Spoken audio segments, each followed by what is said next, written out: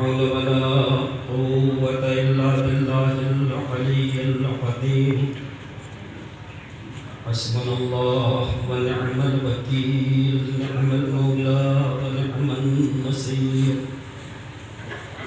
أعوذ بالله السميع العليم من الشيطان اللعين اللئيم الرجيم بسم الله الرحمن الرحيم الحمد لله رب العالمين خالق الخلائق أجمعين فاطر السماوات والأرضين الذي لم يتخذ صاحبة ولا ولدا ولم يكن له شريك في الملك والصلاة والسلام والتحية والإكرام على النبي المكي المدني الهاشمي المطلبي الأبتعي القرشي الطهامي سيدنا ونبينا وشفيع ذنوبنا وطبيب نفوسنا أبي القاسم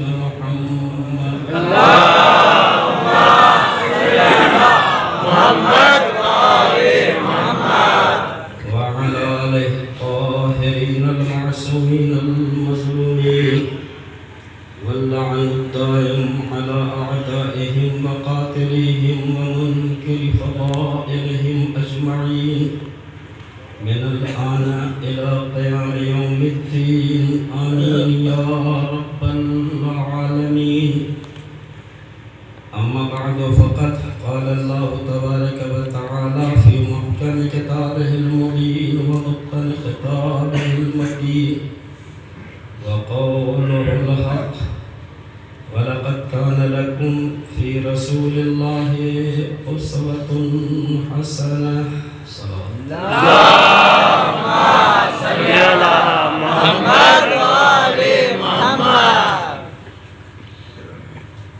پروردگار عالم قرآن مجید و فرقان حمید میں ارشاد فرما رہا ہے بتحقیق کہ اللہ کے رسول کی ذات میں عمل کے سلسلے میں تمہارے لیے بہترین نمونہ پایا جاتا ہے۔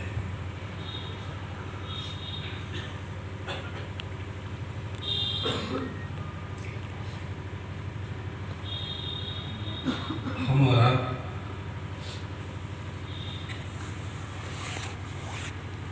اگر اجتماعی مفادات کو سامنے رکھتے ہوئے کوئی ایک کمیٹی وغیرہ تشکیل دیتے ہیں تاکہ جو ان مفادات کے سلسلے میں ہمارے نظریات و خیالات ہیں ان کو برویہ کار لایا جا سکے، تو سب سے پہلے اس کمیٹی کے افراد کو منظم رکھنے کے لیے ایک قانون اور دستور بنایا جاتا ہے تاکہ کمیٹی کا ہر فرد اس دستور اور اس قانون کا پابند رہے۔ دنیا میں جہاں کہیں بھی آپ دیکھیں گے کسی بھی ایسی چیز کو چلانے کے لیے کچھ لوگوں کا ایک گروہ ہوتا ہے جو اس کمیٹی کے رکن کہلاتے ہیں، جلسہ ہے، امام باڑہ ہے، مسجد ہے یا کوئی اور چیز، حتیٰ ہمارے ملکی جو ادارے ہیں یا اقوام متحدہ کرتے ہیں۔ نعرہ صلوات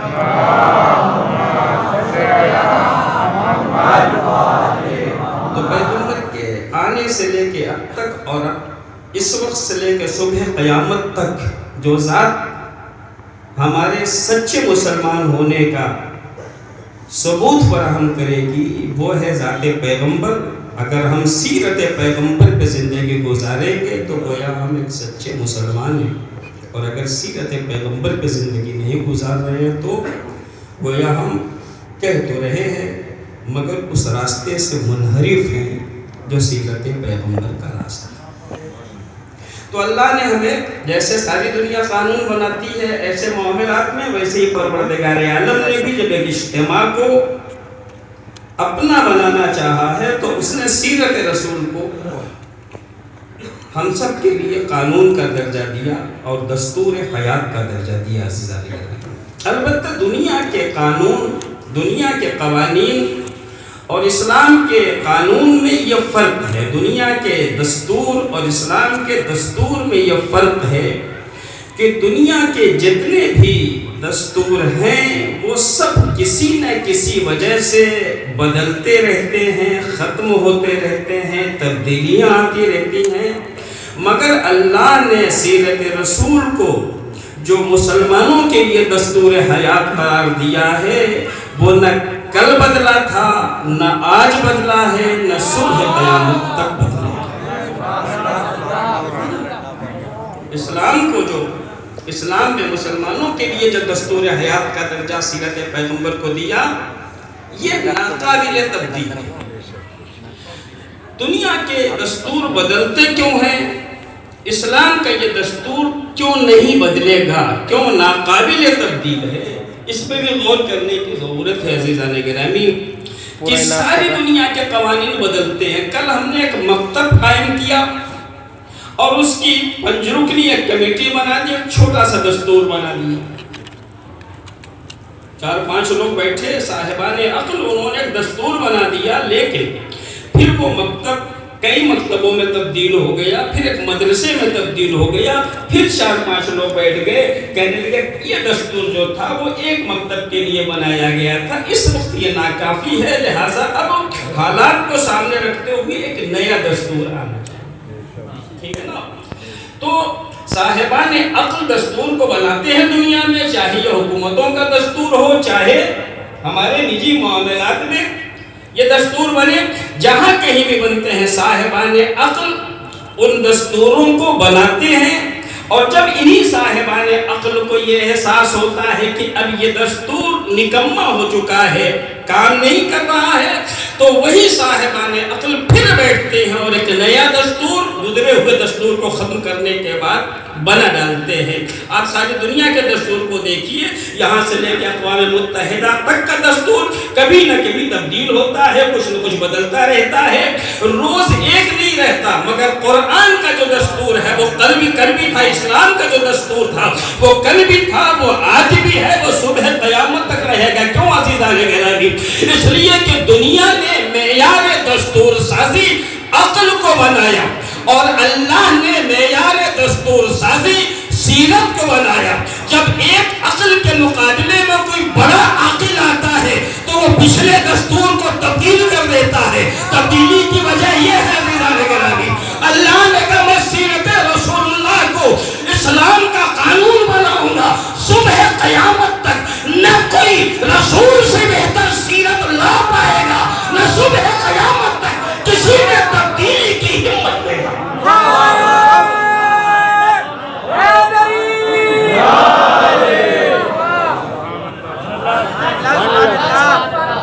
صبح قیامت تک نہ کوئی رسول اللہ سے بہتر سیرت لا سکے گا، اور نہیں کسی کے اندر یہ جرأت پیدا ہوگی کہ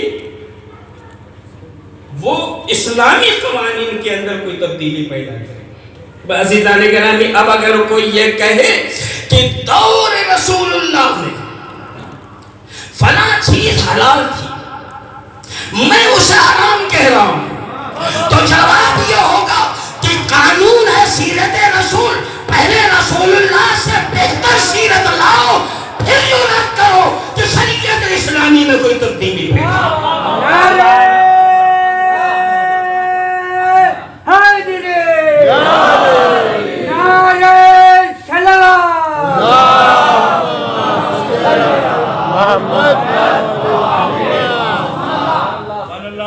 تو دستور ہے اسلام کا سیرت پیغمبر خاتم، رسول اللہ کی سیرت، وَلَقَدْ كَانَ لَكُمْ فِي رَسُولِ اللَّهِ أُسْوَةٌ حَسَنَةٌ۔ اس لیے آپ دیکھیں گے کہ بہت سارے انبیاء ہیں، بہت سارے رسول ہیں، ظاہر ہے پیغمبر سے پہلے 1,24,000 انبیاء اور رسول گزرے ہیں، لیکن اگر آپ قرآن کا جائزہ لیں تو آپ کو احساس ہوگا کہ اللہ نے ان کو اس لائق بھی نہ سمجھا کہ قرآن میں ان کا تذکرہ کرے، جو ہماری ہدایت کے لیے آئے تھے۔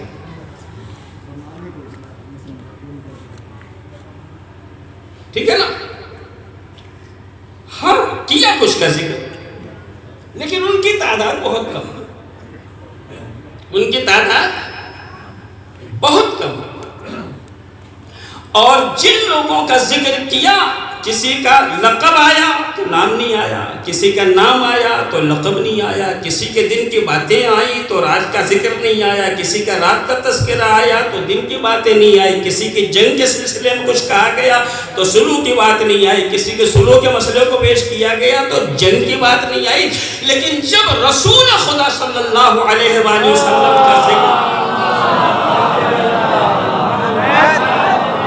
ہم اور آپ قرآن میں دیکھیں گے تو تذکرہ نبی سے پورا قرآن چھلک رہا ہے۔ عزیزان گرامی، نبی اٹھتے ہیں تو قرآن میں ہے، نبی بیٹھتے ہیں تو قرآن میں ہے، نبی بولتے ہیں تو قرآن میں ہے، نبی حرکات و سکنات، نبی کے حرکات و سکنات کو قرآن میں محفوظ کیا گیا ہے، نبی کا بچپن قرآن میں ہے، نبی کے جوانی قرآن میں ہے، نبی کا آغاز قرآن میں ہے، نبی کا انجام قرآن میں ہے، نبی کا اخلاق قرآن میں ہے، نبی کے سیرت قرآن میں ہے، نبی کا آغاز مذہب قرآن میں ہے، نبی کے تکمیل دین قرآن میں ہے۔ کون سی چیز ہے جس کا ذکر قرآن میں نہیں ہے؟ عزیزان گرامی،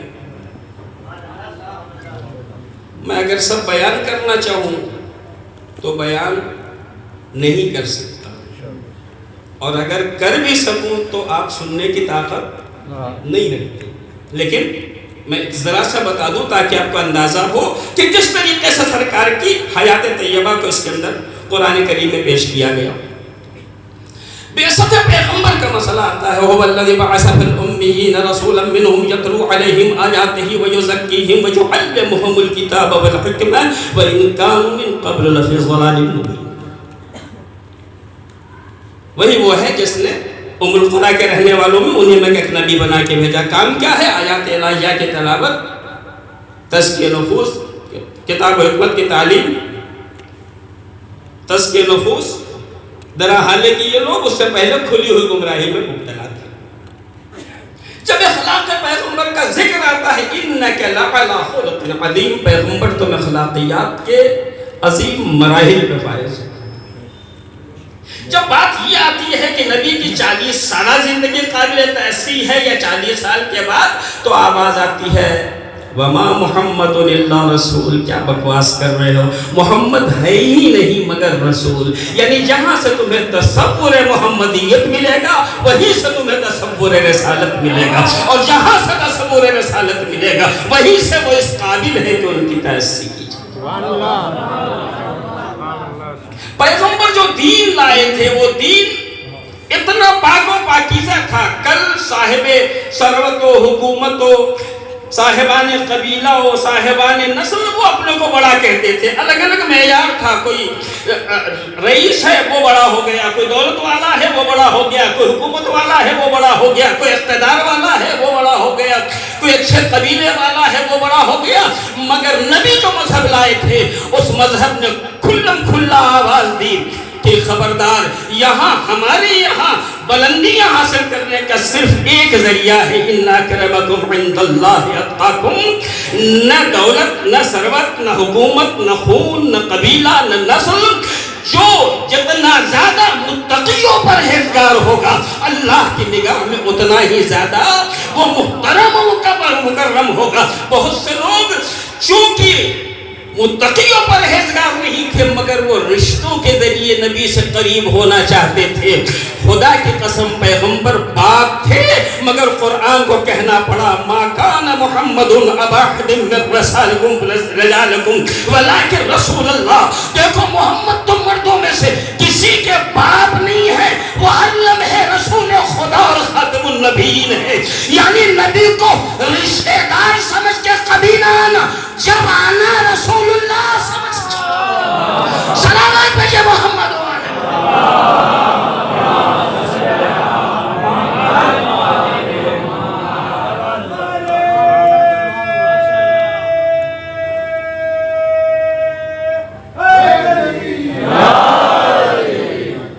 میں بہت زیادہ آیتیں آپ کو نہ سناؤں، میں تو اس لیے سنایا تاکہ آپ کو تھوڑا سا اندازہ ہوتی اللہ کا ذکر، اللہ نے نبی کا تذکرہ کیسے کیسے کیا ہے۔ نبی گفتگو فرماتے ہیں، ارشاد ہوتا ہے وَالنَّجْمِ إِذَا هَوَىٰ مَا ضَلَّ صَاحِبُكُمْ وَمَا غَوَىٰ وَمَا يَنطِقُ عَنِ الْهَوَىٰ إِنْ هُوَ إِلَّا وَحْيٌ يُوحَىٰ۔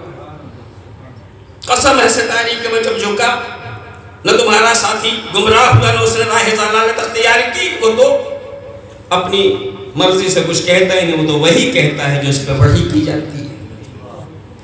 آغاز مذہب کا مرحلہ آتا ہے، پیغمبر سوچتے ہیں فَاسْتَعْ بِمَا تُؤْمَرُ وَأَعْرِضْ عَنِ الْمُشْرِكِينَ، نبی سوچتے ہیں کام شروع کرنا ہے، مگر اپنوں سے، پرایوں سے، گھر سے، باہر کہاں سے شروع کیا جائے؟ آواز آئی وَأَنذِرْ عَشِيرَتَكَ الْأَقْرَبِينَ، جب ماحول کو سازگار بنانا ہو تو کام گھر سے شروع کیا جاتا ہے۔ صلوات بھیجے محمد و آل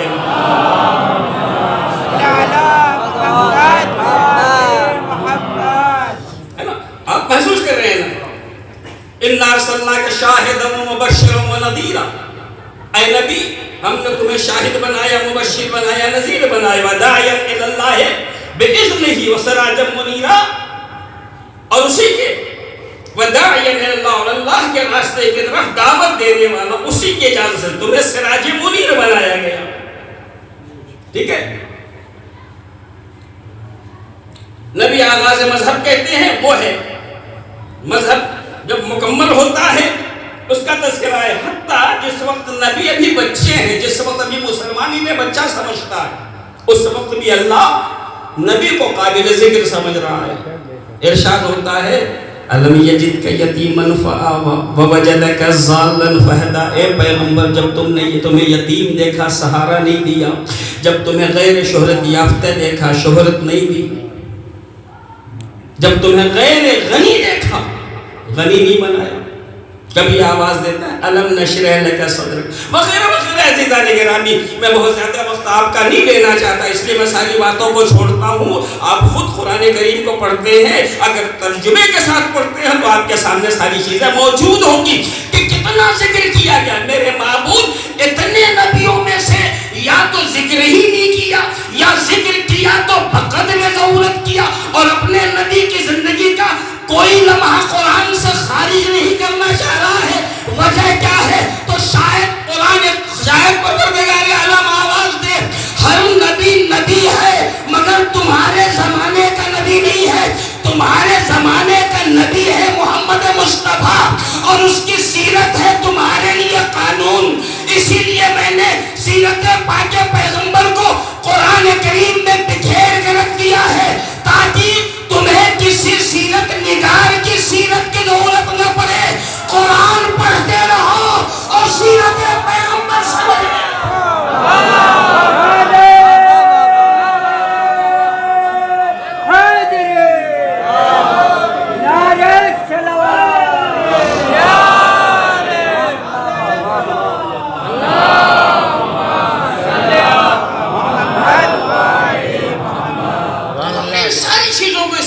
کیا ہے کہ تم قرآن پڑھتے رہو اور سیرت پیغمبر تمہاری سمجھ میں آتی رہے۔ میں کیا پروردگار، تو نے بڑا کرم کیا ہم مسلمانوں کے اوپر کہ ہمیں الٹے سیدھے سیرت نگاروں کی طرف متوجہ نہیں کیا، بلکہ تو نے پیغمبر کے کردار کو قرآن میں رکھ دیا تاکہ ہمیں پتہ چلے کہ نبی کی زندگی کیا تھی۔ مگر ایک کریم، ایک تھوڑا سا اور کرم کیوں ہوتا، کیا ہوگا؟ میں کہا پروردگار تو نے قرآن میں جو کچھ رکھا ہے وہ ہے جو نبی نے کیا، وہ سب وہ ہے جو نبی نے کیا۔ ایک ذرا اور کرم کرتا، جو کیا پیغمبر نے کیسے کیا، اگر یہ بھی بتا دیتا تو مسلمانوں کے درمیان جھگڑا نہ ہوتا. صلوات بھیجے محمد و آلہ محمد.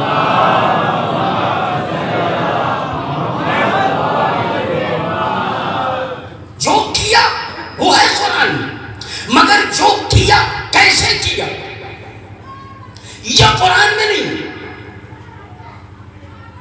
یہ قرآن میں نہیں. اور مسلمانوں کا سارا مسئلہ یہی ہے. ہم مسلمانوں کے درمیان اختلاف کا سارا سبب یہی ہے. کون کہتا ہے رسول اللہ نے نماز نہیں پڑھی؟ سب کہتے ہیں نماز پڑھی. کیسے پڑھی؟ تو کوئی کچھ بتا رہا ہے، کوئی کچھ بتا رہا ہے. کون کہتا ہے حضور نے وضو نہیں کیا؟ سب کہتے ہیں وضو کیا، مگر وضو کیسے کیا؟ جب یہ مسئلہ آتا ہے تو کوئی نیچے سے اوپر جانے لگتا ہے، کوئی اوپر سے نیچے آنے لگتا ہے. ہر ایک کہتا ہے روزہ رکھا، مگر جب کھولنے کا وقت آتا ہے کوئی 10 منٹ پہلے چلا جاتا ہے، کوئی 10 منٹ بعد. تو نبی نے جو کیا وہ سب محفوظ ہے. محفوظ وہ نہیں ہے کہ کیا تو کیسے کیا. اے پروردگار تو اسے بھی محفوظ کر دیتا تو مسلمانوں میں انتشار نہ پیدا ہوتا. کہا کہ فعل پیغمبر کی حفاظت کی ذمہ داری میری ہے، کیفیت پیغمبر کی حفاظت کی ذمہ داری خود صاحب فعل یعنی فاعل پیغمبر کی ہے کہ وہ حفاظت کریں. میں نے نبی سے پوچھا یا نبی آپ نے کچھ کیا ہے؟ پیغمبر فرماتے ہیں انی تارکن فیکم الثقلین کتاب اللہ و عترتی اہل بیتی ما ان تمسکتم بہما لن تضلوا بعدی. میں تم میں دو گران صدر چیزیں چھوڑ رہا ہوں، ایک کتاب خدا، دوسرے میری عترت اور اہل بیت. میں نے کیا کیا ہے یہ دیکھنا ہو تو قرآن پڑھ لینا. جو کیا ہے کیسے کیا ہے اسے سمجھنا ہو تو دریا نے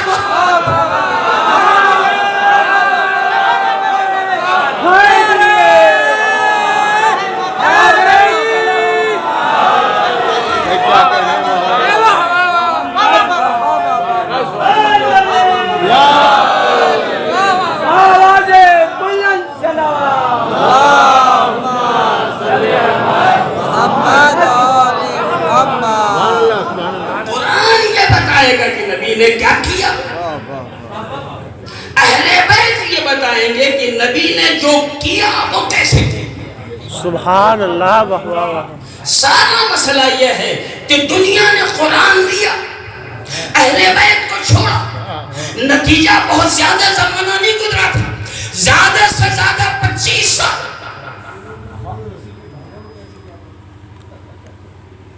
زیادہ سے زیادہ 25 سال امیر المومنین خلافت ظاہری پہ آئے، پہلی نماز پڑھی. روایت کہتی ہے جب نماز ختم ہوئی لوگ مصافحہ کر رہے ہیں اور رو رہے ہیں. پوچھا گیا رونے کا سبب کیا ہے؟ کل نبی کے بعد آج پہلی بار وہ نماز دیکھی جو رسول اللہ پڑھایا کرتے تھے. پتہ چلا ہے مختصر مدت کے لیے بھی قرآن لے کے اہل بیت کو چھوڑا جائے تو وہ نماز بھی نہیں ملے گی جو نبی پڑھایا تھا. پروردگار لا فتح الا لیلہ سیف اللہ ذوالفقار نعرہ حیدری.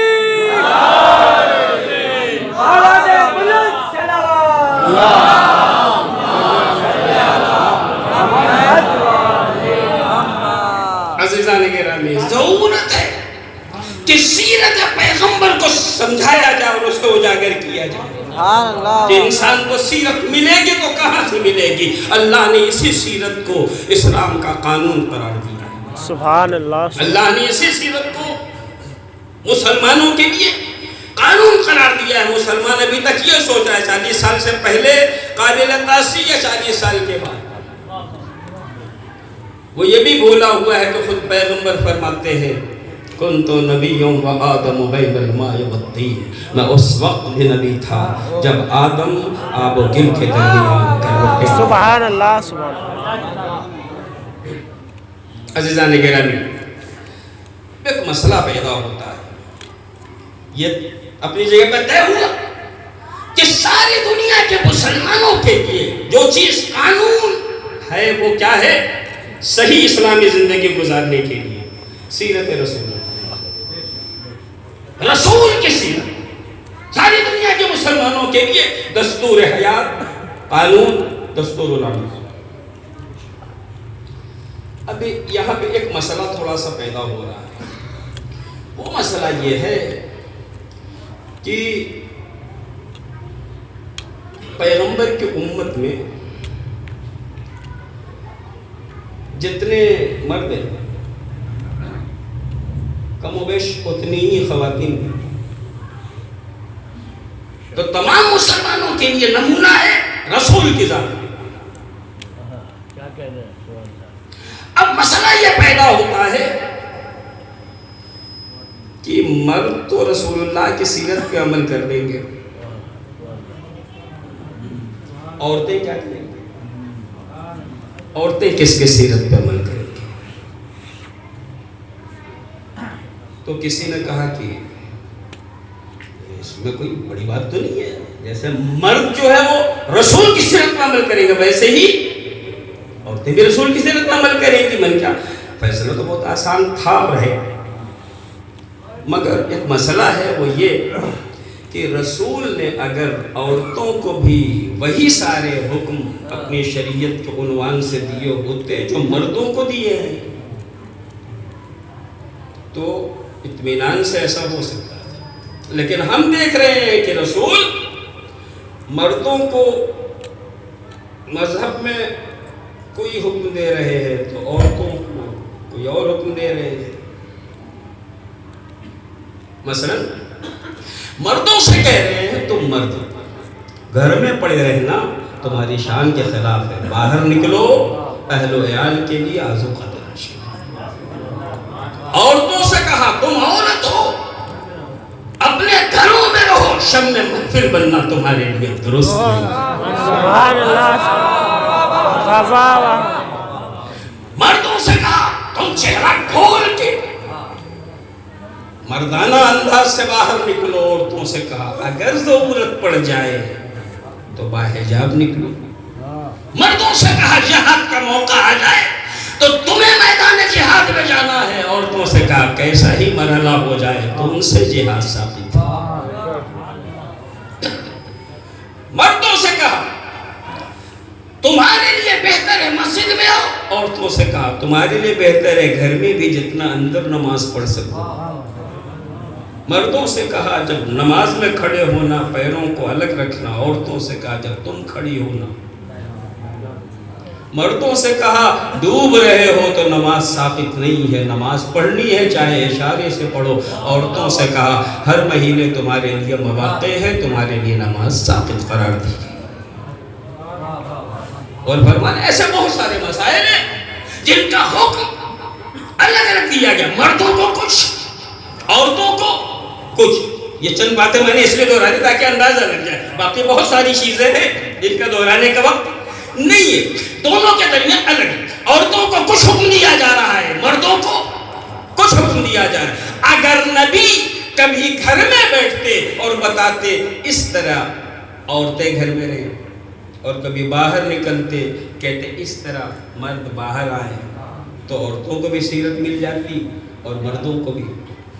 कभी पैर मिला के नमाज पढ़ लेते, का ये सीरत है औरतों के लिए। कभी पैर हटा के नमाज पढ़ लेते, ये सीरत है मर्दों के लिए। मगर नबी ने हर वो काम किया जो मर्दों वाला था, मगर औरतों को जो किसी में हुक्म दिया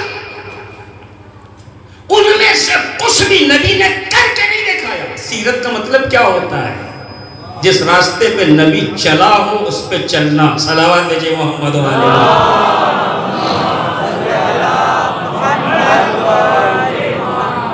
मज़हब का कानून है रसूलुल्लाह की सीरत। नबी जिस रास्ते पे चला ही नहीं,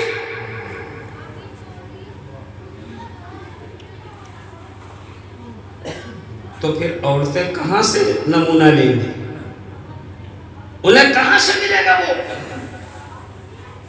نمونہ جس کو پر انہیں عمل کرنا ہے؟ توجہ ہے نہیں جانے کے رہنی. تو یہ مسئلہ بڑا سخت آ گیا. اگر سب کے لیے ایک ہی حکم ہوتا سب کر لیتے، مگر سب کے لیے ایک حکم نہیں تھا. نتیجے میں عورتوں کا الگ حکم، مردوں کو الگ حکم. نتیجے میں ضرورت اس بات کی پڑی کہ سیرت پیغمبر کے اور بھی پہلو اجاگر کیے جائیں. بس شاید یہی وجہ تھی.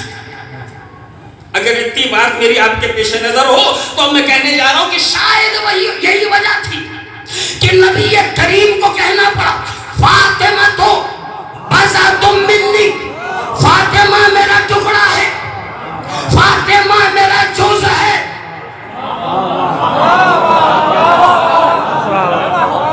دنیا یہ سمجھتی ہے کہ فاطمہ تو بضعۃ منی کہنا سیدہ کی فضیلت ہے. یہ سیدہ کی فضیلت نہیں ہے. قسم خدا کی فاطمہ تو بضعۃ منی کہنا رسول اللہ کی ضرورت ہے. اگر نبی نے فاطمہ تو بضعۃ منی نہ کہا ہوتا تو مردوں کو تو سیرت پہنچا سکتے تھے، خواتین اسلام کو سیرت نہیں.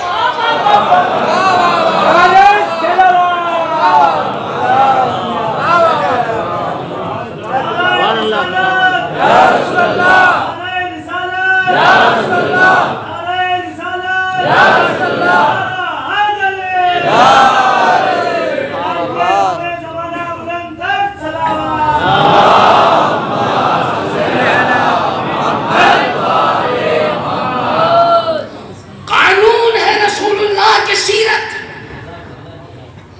قانون ہے رسول اللہ کی سیرت. نبی فرماتے ہیں فاطمہ میرا ٹکڑا، فاطمہ میرا جز. سبحان اللہ. عزیزان گرامی یہ جز، کسی بھی چیز سے اگر جز کو آپ الگ کریں تو کل بھی اب کل نہیں رہ جاتا. سراوات بجے محمد و آل محمد.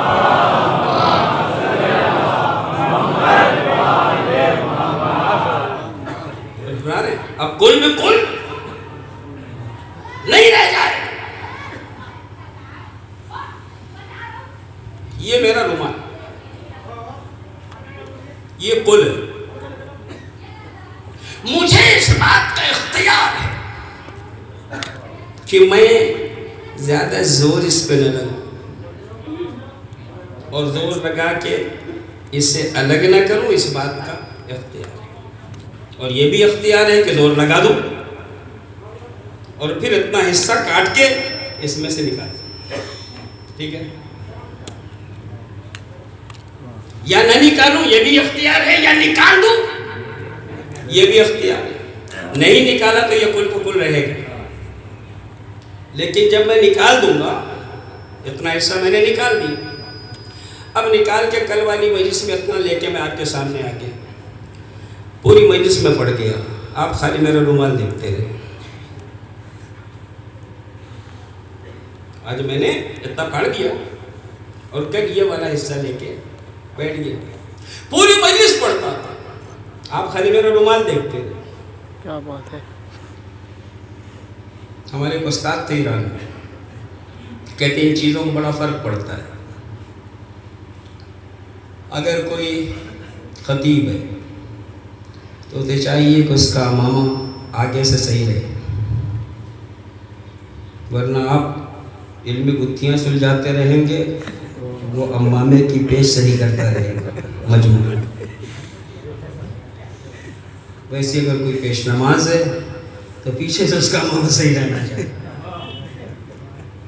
تاکہ لوگوں کا خضوع و خشوع برقرار رہے اور ذہن آپ کے امامے میں نہ الجھ جائے. اور اگر کوئی خطیب ہے اور پیش نماز دونوں ہے تو آگے سے بھی صحیح ہونا چاہیے اور پیچھے سے بھی صحیح ہونا چاہیے.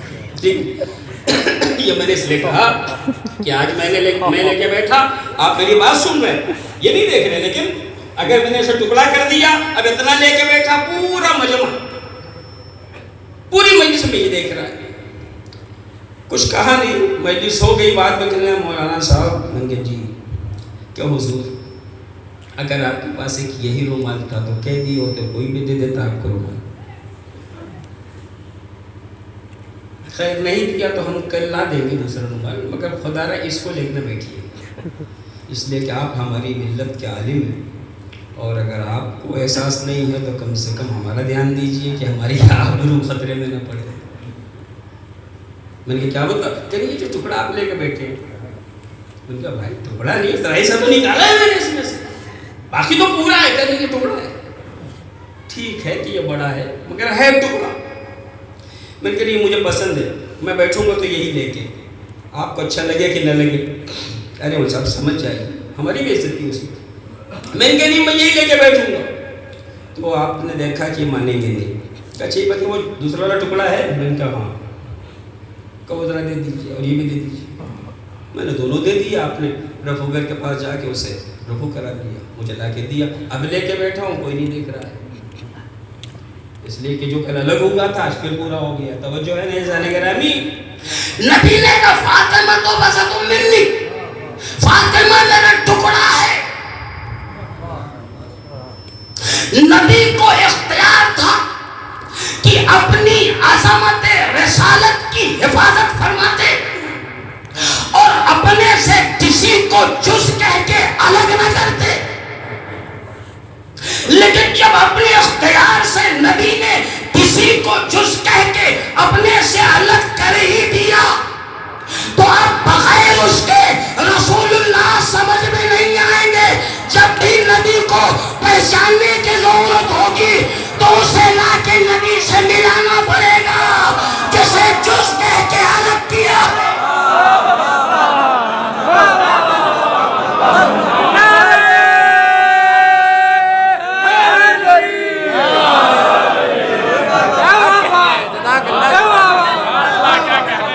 اور اگر کوئی اہل بیت کو چھوڑ کے رسول اللہ کو تلاش کرنے کی کوشش کرے گا, نتیجے میں رنگیلا رسول ہمارے سامنے آئے گا, مقدس محمد سامنے نہیں آئے گا.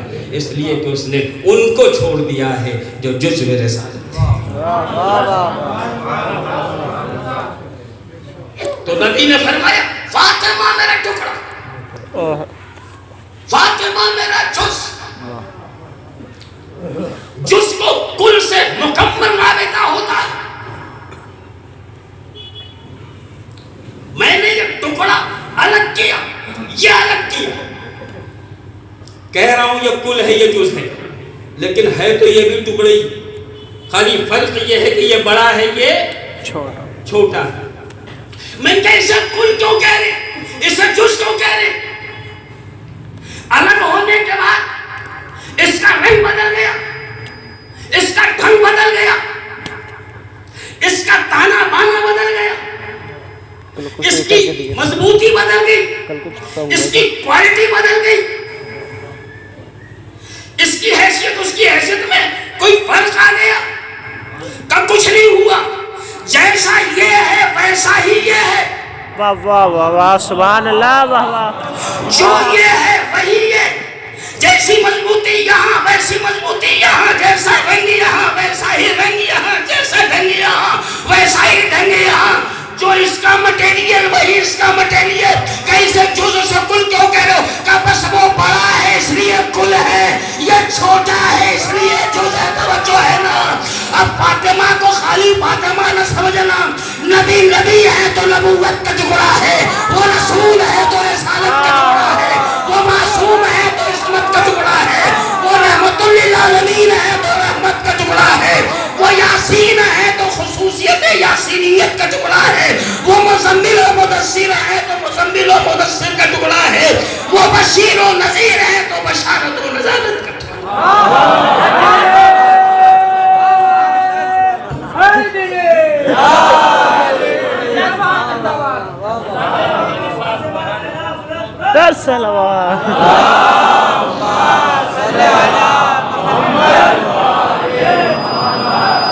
نبی کی فضیلتوں کو سمجھتے تھے, اور پھر سمجھیے کہ فاطمہ کیا ہے. اور عزیزان گرامی, اور فاطمہ اتنی بھی نہیں ہے جتنی ہم نے سوچا ہے. ابھی تک ہم نے بیوی کے بارے میں غور و خوض نہیں کیا، اب غور و خوض کا زمانہ آیا ہے، دھیرے دھیرے غور کرنا ہے۔ بس مانتے رہے، جیسے بہت سی چیزیں مان لیتے ہیں ویسے مان لیا۔ رسول کو بعظمت مانا، ائمہ کو بعظمت مانا، چار معصومین میں بیوی کو بھی لے لی، ان کو بھی بعظمت مانا۔ مگر میں اپنے بچوں سے سوال کرنا چاہتا ہوں کہ اگر میں آپ سے یہ سوال کروں کہ رسول اللہ کو آپ بعظمت کیوں مان رہے ہیں، کیا وجہ ہے انہیں بعظمت ماننے کی، تو آپ فوراً جواب دیں گے ارے وہ سید المرسلین خاتم النبیین، ہمارے زمانے کے نبی، اس لیے بعظمت۔ ہم نے کہا اچھا ان کے بعد امیر المومنین، کہ وہ ہمارے امام، اوصیاء کے سردار، ان کی اولاد سب کے سب بعظمت۔ میں نے کہا ٹھیک، تو نبی اس لیے بعظمت کہ وہ سید الانبیاء، علی اس لیے بعظمت یا ائمہ کہ وہ سید الاوصیاء، یہ امام۔ میں نے کہا یہ بی بی فاطمہ کیوں بعظمت ہے، یہ تو نہ نبی ہیں نہ امام ہیں۔ اگر نبی ہونے کی حیثیت سے بعظمت، علی امیر ہونے کی حیثیت سے بعظمت، تو یہ بی بی کیا ہے، بی بی تو نہ نبی ہیں اور نہیں امام، پھر کیوں بعظمت؟ آپ کا جواب کیا ہوگا؟ آپ کا کیا جواب ہوگا؟ زیادہ سے زیادہ آپ یہ کہیں گے کہ ارے آپ نہیں جانتے بہت ہی بعظمت بیوی ہے۔ میں ان کی وجہ کہ سردار انبیاء کی بیٹی، اس لیے بعظمت۔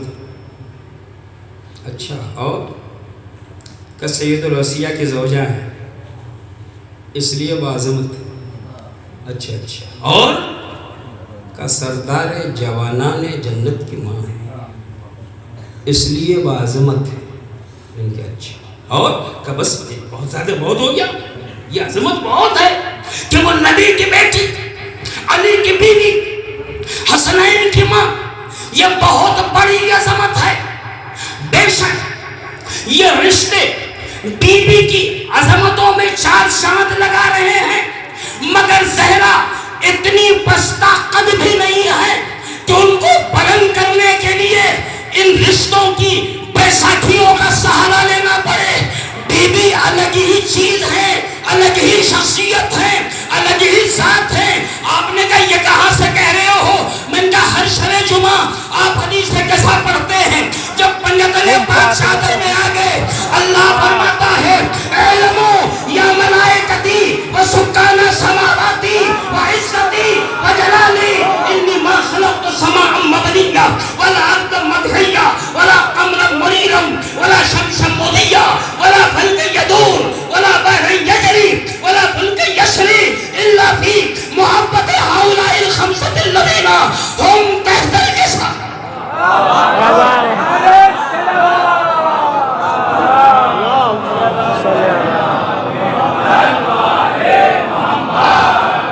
جب خمسے جمع ہوئے، اللہ نے کہا یہ زمین و زمان و مکین و مکان پیدا ہی نہیں ہوئے مگر ان کی محبت میں، جو اس وقت اس چادر کے نیچے ہے۔ توجہ ہے نا جانے گرامی؟ اب جبرائیل جیسا فرشتہ کیا کہتا ہے؟ یا ربی ومن تحت القصہ، اے پروردگار اس چادر میں کون ہے؟ اس چادر میں کون ہے؟ اللہ سے میں نے کہا جبرائیل تم نہیں جانتے کون ہے؟ بارہا آئے ہو، انہیں دیکھا نہیں ہے؟ کہ دیکھا تو ہے۔ کہ پھر یہ کو پوچھا کون ہے؟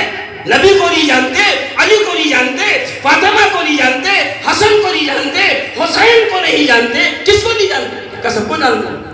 کہ پھر آج کو پوچھ رہے ہو؟ کہ الگ الگ دیکھا تھا سب کو، پتا تھا یہ آج کہا جب سمٹ گئے ہیں تو دیکھنے میں 5 ہیں، مگر یہاں دیکھا تو محمد، یہاں دیکھا تو محمد، یہاں دیکھا تو محمد، انہیں دیکھا تو محمد، انہیں دیکھا تو محمد۔ کل سب الگ دکھائی دے رہے تھے، آج سب کے سب محمد۔ واہ واہ واہ واہ واہ۔ تو پوچھا کیا پوچھا؟ یا رب ومن تحت القصہ، اللہ نے کیا جواب دیا؟ ہم اہل بیت النبوہ، وہ نبوت کے اہل بیت تھے، ومعدن الرسالہ، اور رسالت کی کان، توجہ ہے عزیزان گرامی، ارے کان سے کیا نکلتا ہے؟ صلوات محمد و آلہ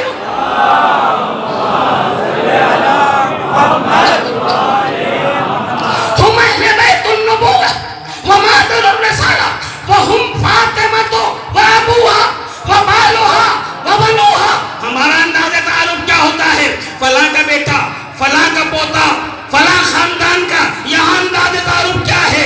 اللہ کو کہنا چاہیے تھا نبی، بیٹی، داماد، نواسے، مگر اللہ نے یہ نہیں کہا۔ ہم فاطمۃ وابوہا، وہ فاطمہ ہیں، ان کے باپ، وہ فاطمہ ہیں، ان کے شوہر، وہ فاطمہ ہیں، ان کے دونوں بیٹے حسن و حسین۔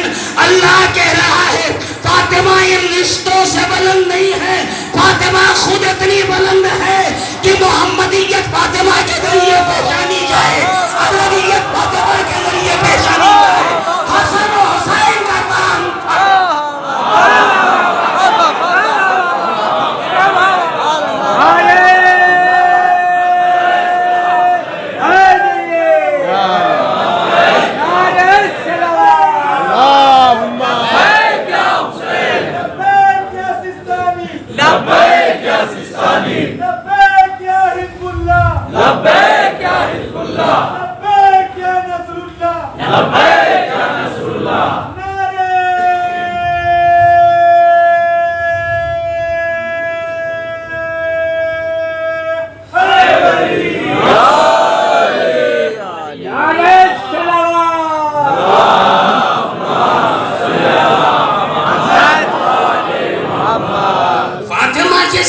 معمولی ذات نہیں،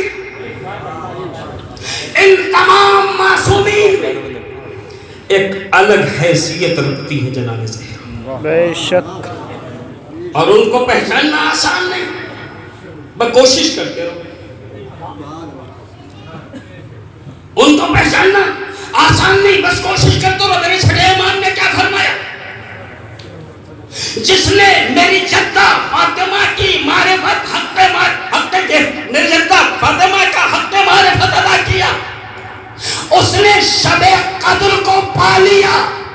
واہ واہ واہ واہ واہ، اس نے شب قدر کو پا لیا۔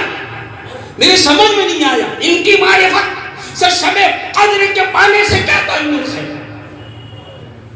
امام کہنا چاہتے ہیں نہ تم کبھی شب قدر پاؤ گے نہ ان کی معرفت حاصل ہو پائے گی۔ صلوات جی محمد و جو حق معرفت ہے وہ ہمارے پاس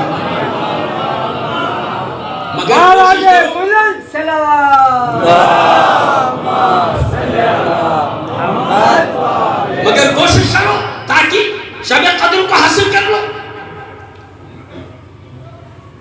عزیزان گرامی، ہر سال شب قدر آتی ہے، ہر سال شب قدر آتی ہے، مگر بچپن سے بڑھاپا آ گیا، آج تک پتہ چلا شب قدر کون سی شب ہے؟ جی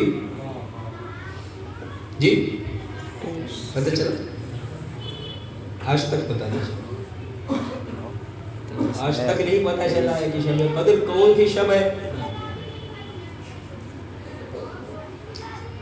کوئی کہتا ہے شب 19 کا شب 21 بھی ہو سکتی، کا شب 23 بھی ہو سکتی، کا شب 25 بھی ہو سکتی ہے، کبھی شب 27 بھی ہو سکتی ہے۔ ٹھیک ہے، آپ نے کچھ مانا، ہم نے کچھ مانا، کسی نے کچھ مانا، لیکن نصف رمضان کے بعد یہ سب مسائل ہیں نا کہ طاق راتیں جو ہیں ان میں کوئی بھی شب قدر ہو سکتی ہے۔ ہمارے یہاں 3 شبائے قدر، شب 19، اگر کوئی ایک ہوتی تو ہم اس دن مطمئن ہو جاتے کہ یہ ہے، ہم نے پا لیا شب قدر کو، مگر نہیں، شب 19 ڈھونڈا، شب 21 ڈھونڈا، شب 23 ڈھونڈا، اعمال کیے، مگر یقین نہیں کہ کون سی ہے، 23ویں ہے، 21ویں ہے، 19ویں ہے، ایسے ہی گزر جائے گی زندگی، مگر ہم تلاش نہیں کر پائیں گے۔ پروردگار جب شب قدر اتنی باعظمت ہے، اِنَّا أَنزَلْنَاهُ فِي لَيْلَةِ الْقَدْرِ، اس نے ہم نے شب قدر میں نازل کی، لیلۃ القدر خیر من الف شہر وما ادراک ما لیلۃ القدر، تم کیا جانو کہ شب قدر کیا، وہ 1000 راتوں سے بہتر، ٹھیک ہے، اِنَّا أَنزَلْنَاهُ فِي لَيْلَةِ الْقَدْرِ وما ادراک ما لیلۃ القدر، لیلۃ القدر خیر من الف شہر۔ تو ہم پوری زندگی پڑھتے رہے مگر ابھی یقیناً نہیں کہہ سکتے کہ فلاں تاریخ، تو یہ معبود بتا دیتا جب اتنی عظمت ہے تاکہ ہم سکون سے عمل تو کر سکتے، کہ اگر سکون سے عمل بھی کر لیتے تو ڈھونڈنے میں جو بے چینی ہے نا وہ تمہارے اندر ہوتی، اور بے چینی کا الگ مزہ بھی ہے، اجر بھی ہے۔ صلوات ہے محمد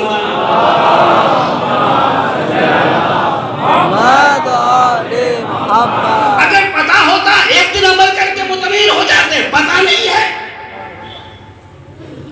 تو 21ویں کو بھی ڈھونڈ رہے ہو، 19ویں کو بھی ڈھونڈ رہے ہو، 23ویں کو بھی ڈھونڈ رہے ہو، ٹھیک ہے، ہر تاریخ کو کوشش کر رہے ہو کہ میں شب قدر پا جاؤں، نتیجے میں شب قدر تو نہیں ملتی مگر میرے اعمال کے اضافے نے میرے درجات کو بلند کر دیا۔ اسی طرح زہرا کو بھی تاعمر ڈھونڈتے رہیے، زہرا تو نہیں مل پائیں گی مگر تلاش میں اجر میں اضافہ ہوتا ہے۔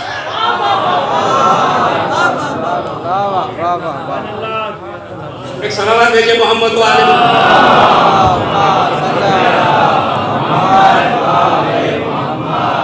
تھک گئے؟ کیا کیا پڑھ رہا ہے، کیا کیا پڑھ رہا ہے، الٹا سیدھا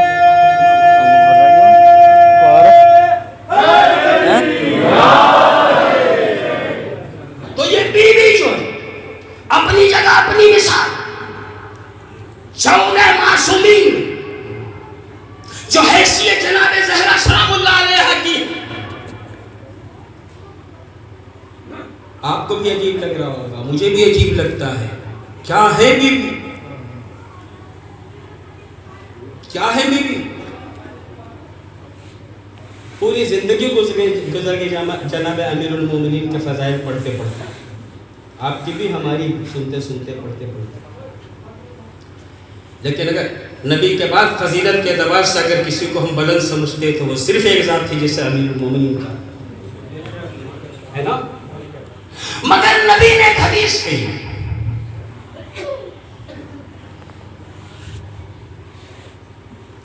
لولا علی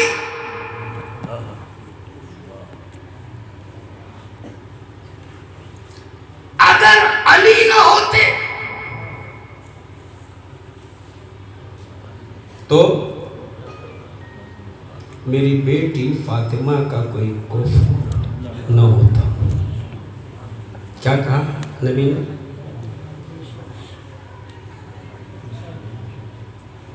اگر علی نہ ہوتے تو میری بیٹی فاطمہ کا کوئی کفر نہ ہوتا۔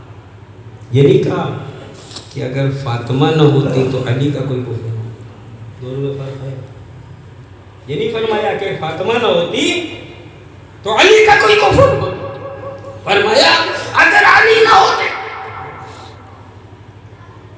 تو میری بیٹی فاطمہ کا کوئی کفر نہ ہوتا۔ عظمت سیدہ کو سمجھیے، نبی فرمانا چاہتے ہیں علی تمام فضیلتوں کے باوجود اگر فاطمہ نہ ہو تو کہیں بھی عقد کر سکتے ہیں، لیکن زہرا اس صاحب فضیلت کا نام ہے کہ اگر علی نہ ہو تو دنیا میں کوئی نہیں۔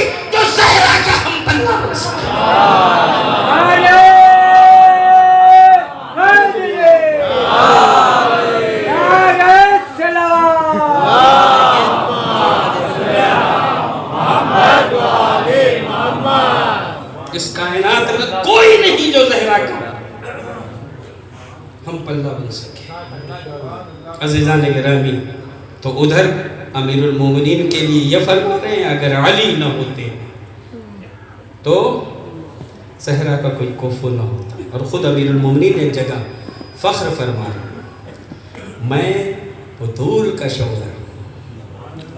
اور پھر بی بی کی تعریف فرماتے ہیں ان کی یہ صفت یہ صفت یہ صفت یہ صفت. خود مولا بطول کا شوہر ہونے پہ فخر کرتے ہیں.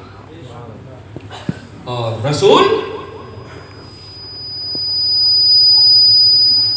رسول فرماتے ہیں فاطمہ تو ام ابیہ. دنیا میں کوئی بیٹی ایسی ہے فاطمہ اپنے باپ کی بیٹی نہیں، اپنے باپ کی ماں کی حیثیت رکھتی ہے ام ابیہ. تو آپ دیکھیں کہ صاحبان فضیلت نے جو فضیلتیں بیان کی ہیں بی بی کی، وہ خود اس بات پہ گواہی دے رہی ہے کہ زہرا کی ذات ایک الگ ذات ہے. میرے خیال 1 گھنٹہ ہو گیا ہے نا. صلوات بھیجیں.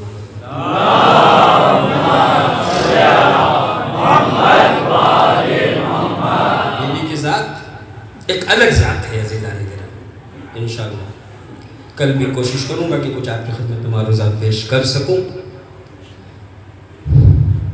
جناب سید کونین رسول اسلام کی وہ عظیم ترین بیٹی،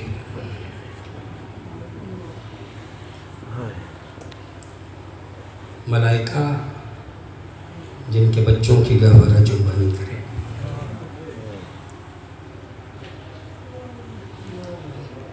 جبرائیل امین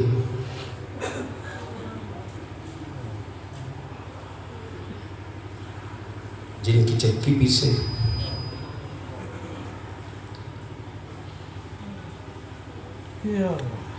اور داروغ جنت جن کے دروازے پہ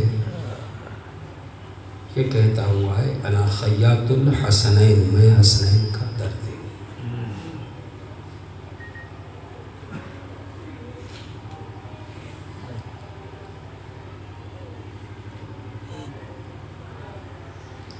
عظمت کرامت بہت ساری ہے بی بی کی، مگر جب رسول کا وصال ہونے والا ہے، سرکار اس دنیا سے جانے والے ہیں، بی بی حضور کے پاس ہی ہے. دروازے پہ ایک شخص آواز دے رہا ہے، دق الباب کر رہا ہے اور کہتا ہے میں نبی سے ملنا چاہتا ہوں. اور بی بی بار بار کہتی ہے اس لائق نہیں پیغمبر کسی سے ملاقات کر سکتا. کچھ دیر رک جاتا ہے پھر وہ آواز دیتا ہے، پھر وہ رکتا ہے پھر وہی آواز دیتا ہے. آخری بار جب اس نے آواز دی تو بی بی کا جسم لرز گیا. کچھ عجیب محیط طریقے سے اس نے بات کہی اور بی بی کی آنکھوں میں آنسو آ گئے. آنسو کا قطرہ نبی کی کہ رخسار پہ گرا. غش سے آنکھ کھلی، بیٹی میری زندگی میں رونے کی وجہ کبا میں ایک شخص آپ سے ملنا چاہتا ہے. میں نے بار بار اس سے کہا کہ نبی ملاقات کے لائق نہیں، مگر وہ واپس نہیں جا رہا ہے. اور آخری بار اس نے کچھ ایسے لب و لہجے میں بات کی ہے کہ میری آنکھوں میں آنسو آ گئے.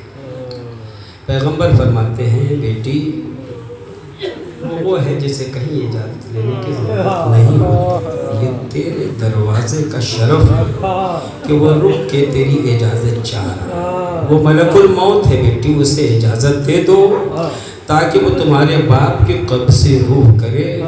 جناب رسول خدا نے اپنے اس دنیا سے جانے کی خبر دی، بی بی اور رونے لگی. نبی نے فرمایا بیٹی پریشان نہ ہو، کیا اس بات سے خوش نہیں کہ میرے اہل بیت میں سب سے پہلے تو مجھ سے ملاقات کرو. اور اس طرح بی بی کو پرسکون کیا اور نبی اس دنیا سے چلے گئے. عزاداران امام علی مقام، ادھر رسول اللہ کا جانا تھا اور ادھر بی بی پہ مصیبتوں کے نزول کے شروع.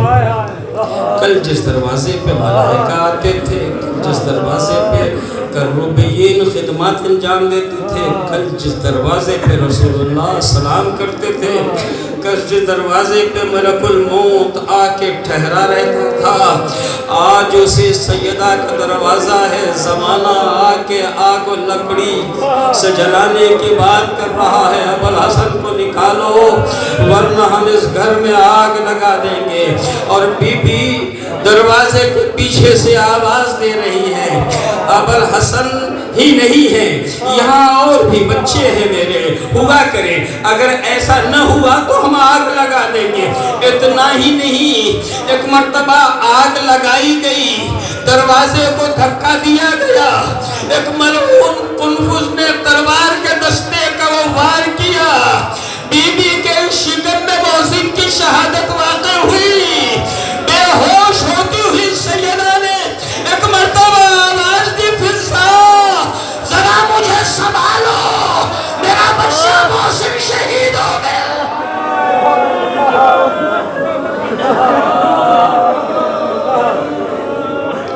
جزاکم اللہ، اللہ آپ کو کسی غم میں نہ رلائے سوائے غم اہل بیت پاک۔ اس طریقے سے بی بی کو ستایا جا رہا ہے، اس طریقے سے بی بی کو رلایا جا رہا ہے۔ ہمارے ماحول میں بہت سے مذاہب ہیں، کسی کے گھر کوئی بات ہو جاتی ہے لوگ روتے ہیں، کوئی ٹوکنے نہیں آتا۔ یہ مدینے کے لوگ ہیں، رسول کی امتی، اپنے بابا پہ بی بی رو رہی ہے تو آ کے امیر المومنین سے کہنے، زہرا سے کہہ دو یہ راتوں کو روئیں یا دنوں کو رویا کریں، ہم وقت رونے سے ہمارے کاروبار میں خلل پڑ رہا ہے۔ بی بی تک پیغام پہنچا، کہا جا کے ان سے کہہ دو زہرا زیادہ دنوں تمہارے درمیان نہیں رہے گی، کچھ دن برداشت کر لو، ان قریب ہم اس